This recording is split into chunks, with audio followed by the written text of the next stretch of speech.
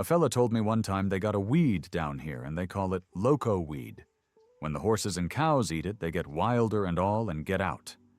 Dirk Blocker was just 14 when his father died suddenly in 1972. For 53 years, he kept his feelings locked away. Now at 67, Dan Blocker's son is talking, and fans can't believe what they're hearing. The Brooklyn Nine-Nine actor reveals how Bonanza's fame affected their family life. The mob of fans everywhere they went. The missed childhood moments. The truth behind his own acting career. His words paint a picture nobody expected from Hoss Cartwright's quiet son. Dan Blocker came into the world on December 10, 1928, in DeKalb, Texas. And he didn't arrive quietly.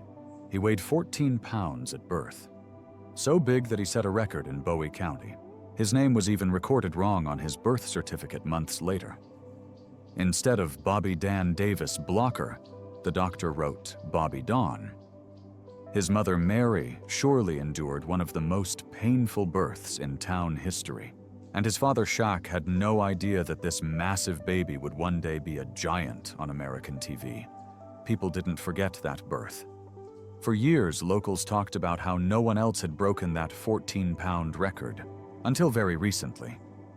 When Dan was 6, the family moved to O'Donnell, a small farming town in West Texas. They were grieving, just a year before Dan's older sister Virginia had died of pneumonia at age 11. Dan was 5 when it happened. The loss hit the family hard, but life had to move on. Shaq opened a grocery store, and they lived in the back of it. Dan played behind the warehouse, and by 5th grade, he was bagging groceries and hauling 40-pound cattle feed sacks for customers. The town had about 3,000 people back then. 2 lumber yards, 2 drugstores, and 2 doctors. Dan was part of that world, not just as the shopkeeper's kid, but as someone everyone knew. His size made him unforgettable, but his hard work made people respect him. Dan didn't just grow tall, he grew fast. By the time he was 10, he stood 5 feet tall and weighed 105 pounds. By age 12, he was 6 feet and 200 pounds. He wasn't just bigger than the other kids.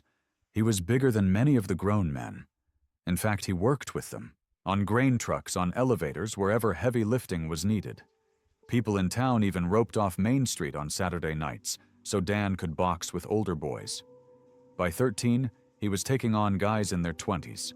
He never lost. There's even a story that he once lifted a car off a man when it fell off a jack. Whether it's true or not, nobody doubted he could do it.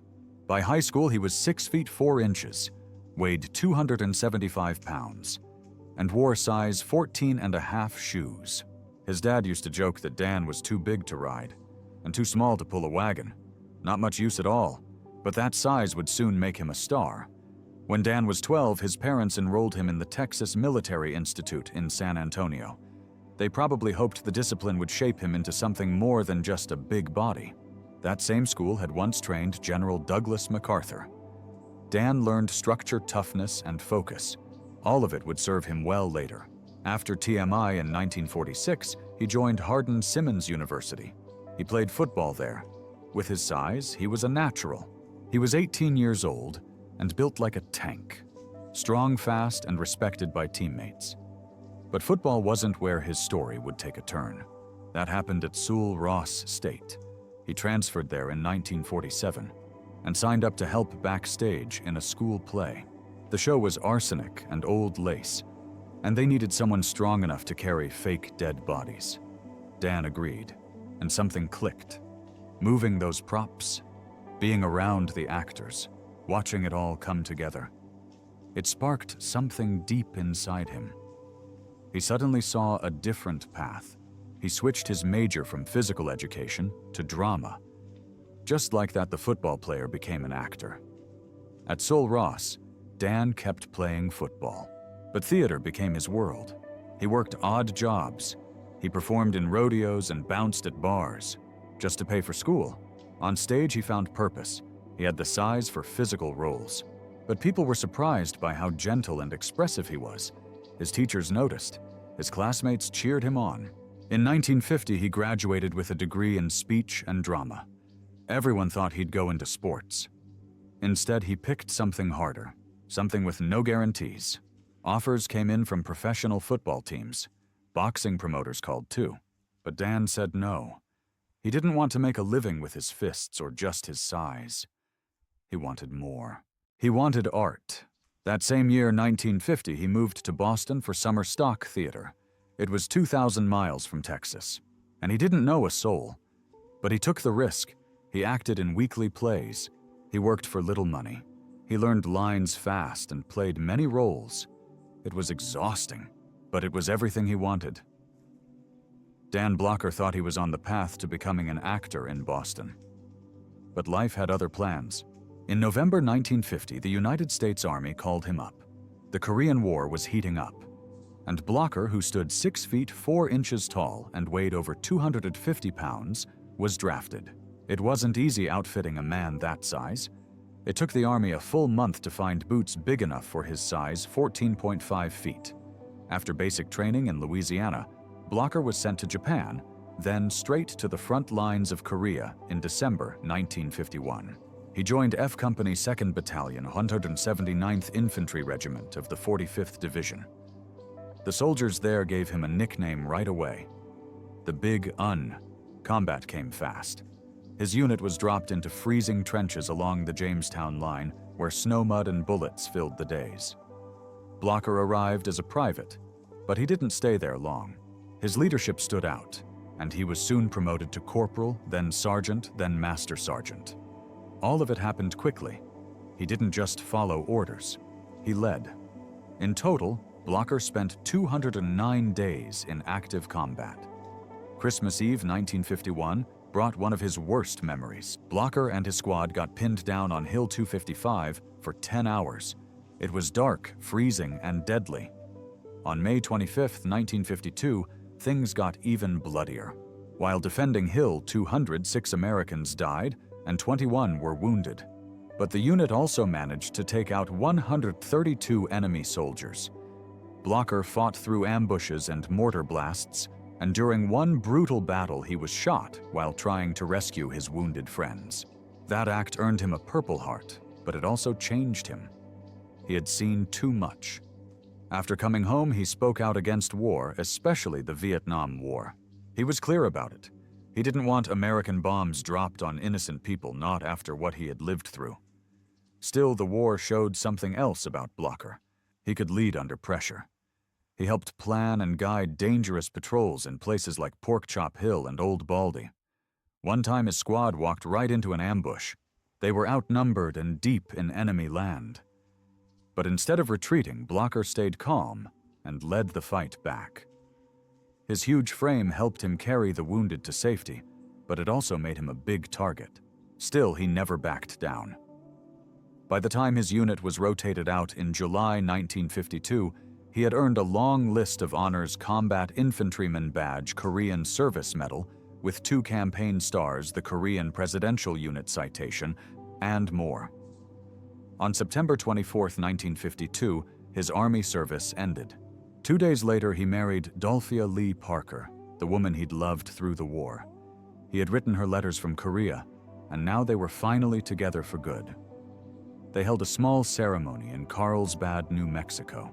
That same week, Blocker went back to school at Sewell Ross State Teachers College. He picked up right where he left off and earned his master's degree in drama. Acting was still the dream, but bills had to be paid. So he started teaching high school English and drama in Sonora, Texas.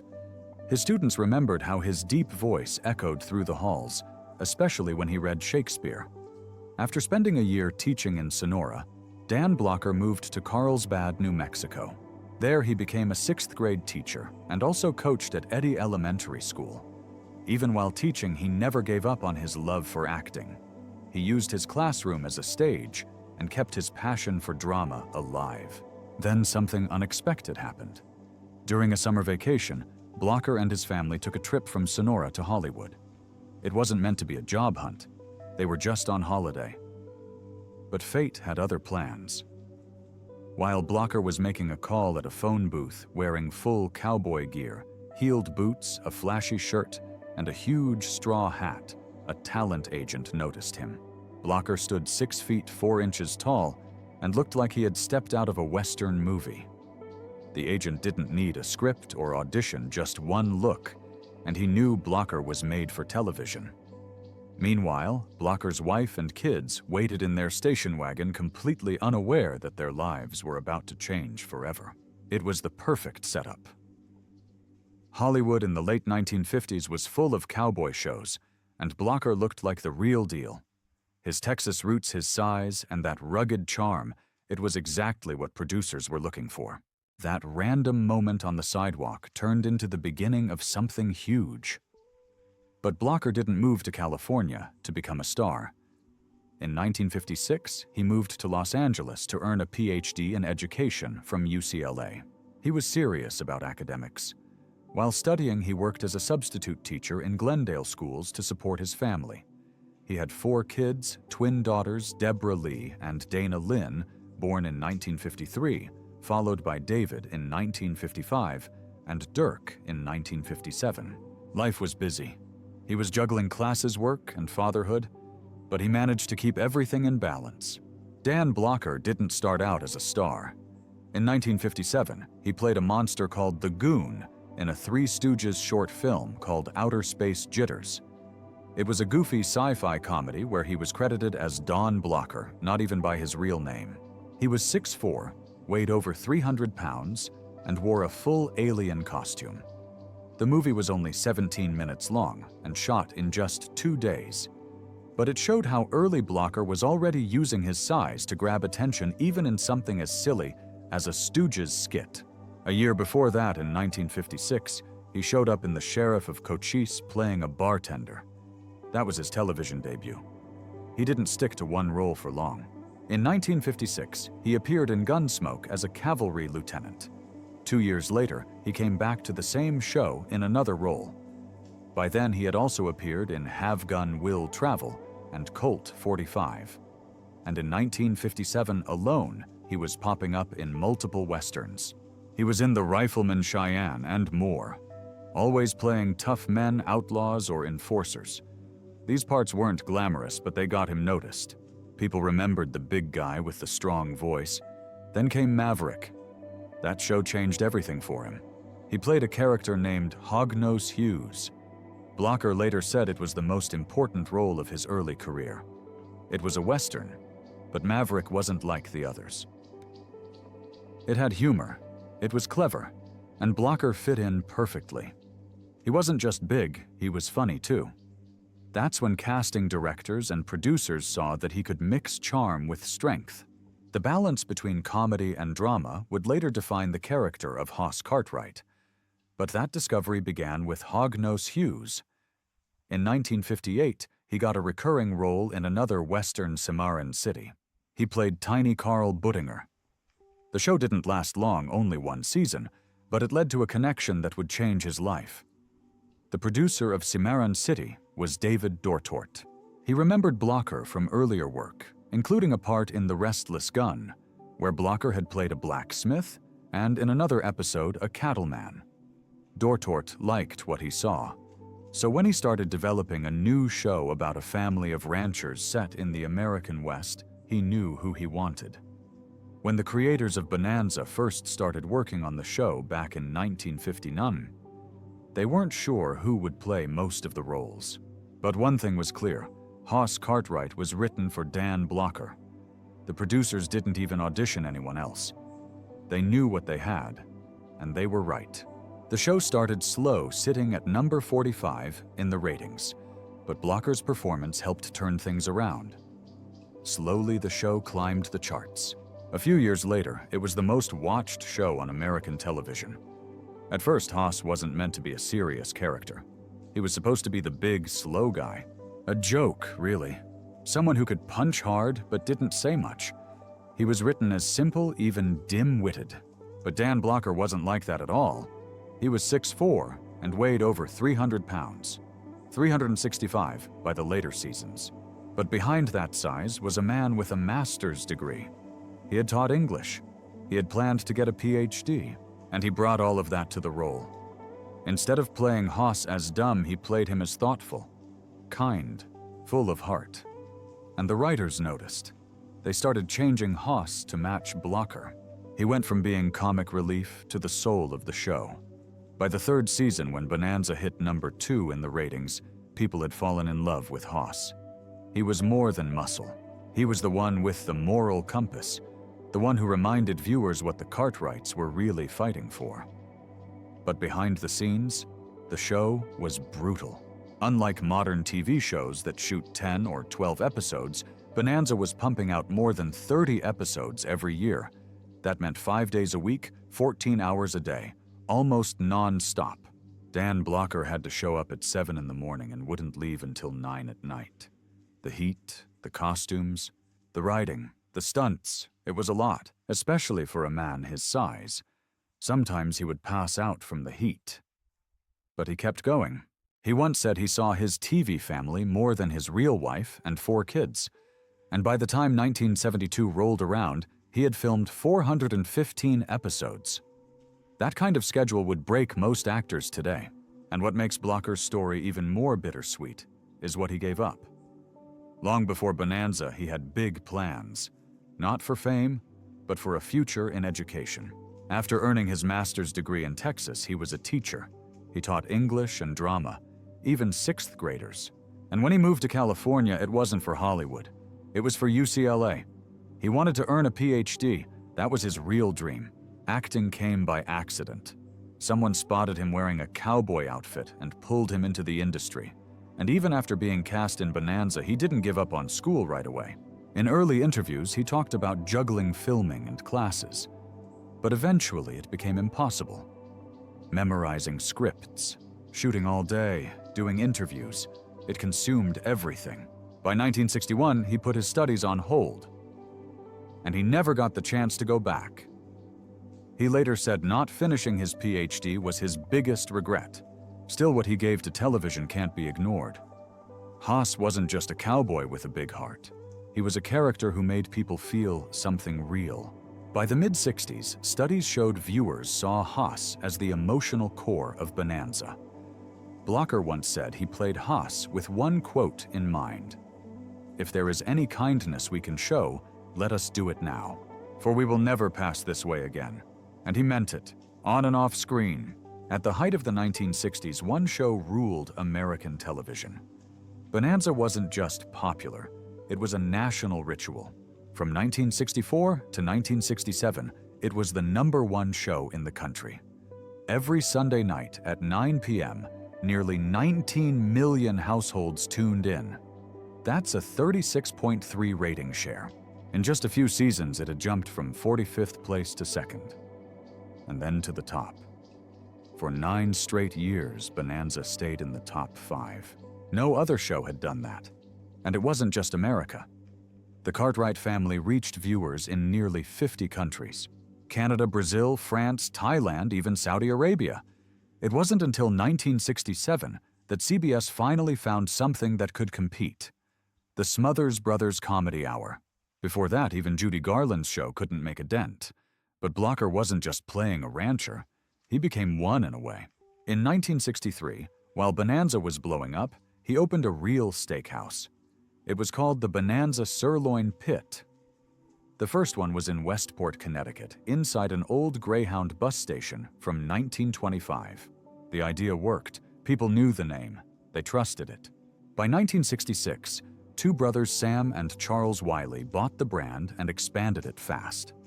Then in 1965, 3 other guys started a similar chain in Indiana. They called it Ponderosa Steakhouse. Both brands kept growing until 1989, when Metro Media bought them. By then, Bonanza had around 600 restaurants. The 2 chains merged in 1997, but stayed under separate names. By 2019, only about 75 locations remained. Still, Blocker had turned TV fame into something real, into a business that people could walk into, sit down, and taste. His movie career kept moving too. In 1963, he was in Come Blow Your Horn with Frank Sinatra. It was a Neil Simon comedy, and it worked. It made $12.7 million and was one of the top movies that year. Then, in 1968, Blocker and Sinatra teamed up again for Lady in Cement. This time it was a crime thriller. Blocker played Rudy Kosterman, a dangerous businessman. The movie had that gritty, jazzy 1960s Miami vibe. Off-screen, there was something else people didn't see. During Bonanza's peak years, all 4 of Dan Blocker's kids took karate lessons from a man named Chuck Norris before he became famous. They trained alongside Michael Landon's children. The cast had become like family. Blocker had married Dolphia Parker back in 1952. They met in college and stayed together until his death in 1972. Their son David became a producer and won an Emmy in 1998. Dirk became an actor too. Blocker stayed close to his family. He didn't let fame change that. Mitch Vogel, who played Jamie on Bonanza, later said Dan was the kind of guy you could go and have a beer with. Dan Blocker was always seen as the friendly giant on TV. He played Hoss Cartwright in Bonanza, a role millions loved. But what people didn't see was how much he was quietly struggling. He stood 6'4" and weighed around 300 pounds. That size gave him a commanding presence on screen. But it also came with health risks. Before his death in May 1972, Dan had already begun showing signs of medical issues. He was having gallbladder problems, but those around him didn't realize how serious it was. Medical experts say that even though gallbladder surgeries today are quick and low risk, even for larger patients, things were very different back then. In 1972, the tools and techniques just weren't as advanced. Some believe that if he had the same surgery just 10 years later, he might have survived. But back then, his size made everything more dangerous. He kept all of it to himself. On screen, he smiled. Off screen, he was fighting a quiet, losing battle. Just 2 months before his death, Dan had landed a new role that could have changed his whole career. Director Robert Altman, who had worked with him before, had picked Dan to play a lead role in The Long Goodbye. It was a tough part. A broken-down alcoholic writer, nothing like the kind-hearted Hoss. It was Dan's chance to show the world he could do more than just play the gentle cowboy. But fate didn't let that happen. After Dan passed away, the role went to Sterling Hayden. He did a great job even improvising lines while actually drunk during filming. But Altman never got over losing Dan. He even thought about canceling the movie altogether. Instead, he kept going and added a tribute in the credits with special remembrance for Dan Blocker. That one line showed how much he meant to the people who worked with him. Dan Blocker died on May 13, 1972. It started as a simple surgery, a routine gallbladder operation. But things went wrong fast. After the procedure, Dan developed a pulmonary embolism, a blood clot in his lungs. He couldn't breathe. Nurses rushed down the halls. A code blue rang out. Doctors tried everything to save him. But at 4:10 a.m., his heart stopped. He was only 43. His death hit hard. Fans were shocked. News reports spread across the country within hours. People couldn't believe it. His wife Dolphia was left with 4 children, twin daughters Deborah and Dana, and 2 sons David and Dirk. She also had to face the media storm. His funeral was held just 3 days later, and thousands showed up. Friends, co-stars, strangers, everyone who had loved Hoss. Michael Landon gave a short speech that cut deep. He made us laugh. He made us better. Dan was buried in a small Texas cemetery far from Hollywood, but never forgotten. Bonanza was already in its 13th season when Dan died. The show had been running for over a decade and was still doing well. But when Hoss died, it was like a hole opened in the center of the series. The ratings took a nosedive. People stopped watching. As producer Richard Collins said, just as we personally suffered a loss, so the audience suffered one too. The first episode of season 14 got good numbers, but only because people were curious. After that, viewership dropped by almost 40%. NBC blamed the drop partly on moving the show to Tuesday nights. But the truth was simpler. Fans missed Hoss. They didn't want to watch Bonanza without him. Even Lorne Greene, who played Ben Cartwright, admitted it. He told his wife, "That's it, it's finished," and he was right. NBC canceled the show in November. The last episode aired on January 16, 1973. After 14 seasons and 431 episodes, Bonanza was over. In the middle of O'Donnell, Texas, there's a quiet corner that still holds the memory of a man loved by millions. It's not a big city, and you could miss it if you weren't looking. But there standing tall is a bronze bust of Dan Blocker, the man the world knew as Hoss Cartwright. The memorial was unveiled on July 4, 1973, just 14 months after Dan passed away. He was only 43. The words carved on the plaque say it all. Thanks to film, Hoss, Cartwright will live. But all too seldom does the world get to keep a Dan Blocker. The statue stands on land that used to be an empty lot. Years ago, it was next to his father, Shack Blocker's general store. Dan, known back then as Bobby Dan, used to help out there as a kid. Across the street is the old bank building that now holds the O'Donnell Heritage Museum. It still looks like it did in 1925. On the second floor, there's a whole room dedicated to Dan's life. From the time he was born at a whopping 14 pounds, the biggest baby ever recorded in Bowie County, to his rise as one of America's favorite TV stars, every piece tells a part of his story. And as you drive into O'Donnell on Highway 87, a giant mural of him greets you painted across the side of a barn, like a proud reminder. This town raised a gentle giant. His son, Dennis Dirk Blocker, was born in Los Angeles on July 31, 1957. He was just a kid when he first stepped into the world of show business. He appeared in a car commercial with his dad at only 7 years old. Then everything changed. Dirk lost his father when he was just 14, but he didn't give up. 2 years later, he was already acting on television. His first appearance came in 1974 on Marcus Welby, MD. He was 16. By 19, he landed a regular role in the show Baba Black Sheep. He played First Lieutenant Jerry Bragg from 1976 to 1978. From there, Dirk's career quietly grew. He appeared in Poltergeist in 1982, Starman in 1984, and classic shows like MASH and The X-Files. He even appeared in 2 Bonanza follow-up films, Bonanza: The Return and Bonanza: Under Attack, playing a reporter. But his biggest break came much later. At 56, he joined the cast of Brooklyn Nine-Nine as Detective Hitchcock.